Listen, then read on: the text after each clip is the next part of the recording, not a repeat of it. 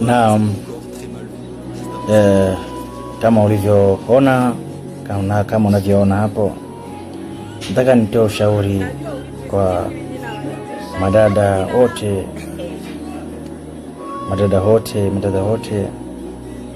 pamoja na makaka pia. Nataka nitoe ushauri, watu wa Mungu, hizi ni nyakati za mwisho. Hizi nyakati za mwisho unaweza kujifanya kiburi, jeuri, sawa, lakini kumbuka kifo kinakuwinda, au kifo kinatuwinda wewe na mimi. Inamaanisha kwamba muda wote, yamkini kama ninavyoongea mahali hapa, utashangaa tu pup, imeisha hiyo. Yamkini unanisikiliza hapo kwenye usafiri, hapo kwenye ndege, hapo kazini, barabarani, unaweza kadondoka ukafa, uenda umelala. Sasa kwa kuwa tunatembea na kifo, watu wa Mungu, sawa, kifo akitoe taarifa,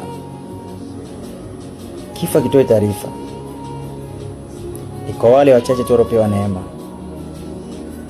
Wengi mnajidanganya kwamba siku ya kufa ndio utatubu. Mtu wa Mungu, unajua siku utakayokufa? Muda wa kutengeneza ni sasa. Madada zetu, hayo maisha mnayoishi sio maisha mazuri. Badilikeni. Sawa, tunajua nyie, ndio tunajua nyie, hayo ndio maisha yenu, umeshachagua. Lakini kumbuka, Mungu anakupenda. Mungu hajakuumba uwe hivyo. Mungu hajakuumba uwe kinyenzi. Mungu hajakuumba uwe madhi, uwe mtu ambaye unatia aibu, uwe mtu ambaye una maana. Mungu hajakuumba uwe hivyo, na sio kusudi la Mungu mwanadamu awe hivyo. Watu wa Mungu, wakati tunajisahau, kumbuka mwanadamu ni mtu wa thamani sana. Kama kuna mtu wa thamani sana duniani hapa, ni mwanadamu. Mungu ameumba tofauti na viumbe vyote, hata vile utangulia kuumbwa kabla yake mwanadamu. Huo mwili Mungu aliyokupa, hajakupa tu from nowhere, no. Mungu amekupa huo mwili, amekupa hiyo afya, amekupa uzuri wako, amekupa urembo wako, amekupa wansamu wako, ili yeye atitolee utukufu, ili umuhimidi, ili umtukuze yeye. Watakapokuona wewe, watu wamuone Bwana. Lakini wengi wetu haiko hivyo. Watu wa Mungu, ni wakati wa kubadilika. Mdada, hiyo kazi ya umalaya, hiyo kazi ya kuingiliwa kinyume na maumbile, inaitwa kufilana, ufilaji, unafilwa. Haleluya. Na huyu anayekufila, wewe ni shoga, mnafanya ushoga, mnaingiliana wanaume kwa wanaume kinyume cha maumbile. Nyinyi ni wasagaji, mnatumia masturbation. Watu wa Mungu, hayo yote hayakusaidia kitu. Unaharibu mwili wako Mungu ambaye alikupa. Wewe mtu wa thamani, wewe mtu poa kabisa, wewe mtu mzuri kabisa.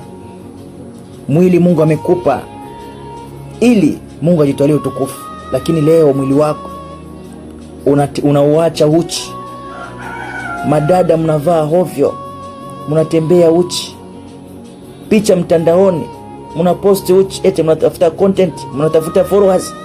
Na huyu Mungu alianzisha kama content na followers, alitoka wapi?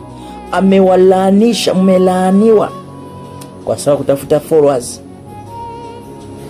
Umekoa ovu, mmekuwa machukizo mbele ya Mwenyezi Mungu kwa sababu kutafuta followers. Mnajizarailisha utupu wenu, mili yenu, kwa sababu ya followers, kwa sababu fanya content.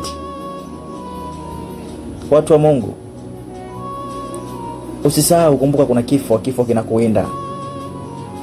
Ujumbe huu niliuandaa, lakini nashangaa kumbi au kuseviwa, kwa nimerudia tena ili Bwana apate, au kile Bwana cha kusudia kwa wewe upate kukisikia.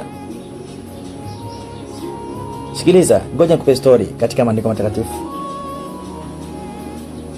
Yupo tajiri mmoja, maandiko yanasema alikuwa tajiri sana. Alikuwa anavaa nguo za samani sana. Ende samani sana. Ukisikia za samani, yani za samani sana. Sawa? Na yule tajiri alikuwa anavaa nguo za samani sana. Alafu za rangi ya zambarau na za kitani. Safi, yani safi. Kwa kama ni hao ma sponsor mnaoitaka ma sponsor si ma PDG, alikuwa yeye ndo mwenyewe, alikuwa ni mtu ambaye smart.